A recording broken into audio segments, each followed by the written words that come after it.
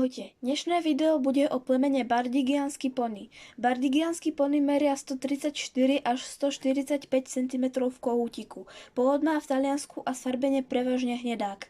Je známe, že Rimania priviezli do Talianska kone zo Španielska, Iránu a Norica, provincie Rímskej ríše na území dnešného Rakúska.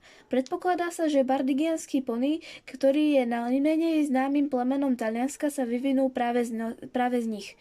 Vidno na ňom ale aj istý orientálny vplyv a zároveň pripomína aj dve iné plemená.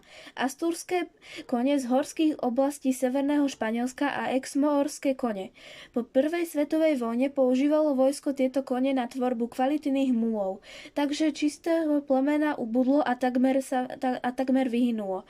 Situácia sa ešte zhoršila, keď sa do oblasti priviezli žrebce niekoľkých iných plemien, čím sa charakteristické črty zostávajúcich koní ďalej oslabovali. V roku 1972 sa však miestna poľnohospodárska asociácia rozhodla vzkriesiť plemeno.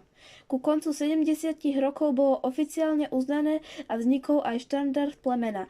Bardigiansky pony je pracovný horský poník, fyzicky prispôsobený práci na nerovnom strmom teréne vo veľkých nadmorských výškach. Je otužilý, rýchly a má istý krok v ťažkých horských podmienkach. Pritom je pevne stavaný a unesie nákladné sedlo. Dnes je obľúbený aj na rekreačnú jazdu.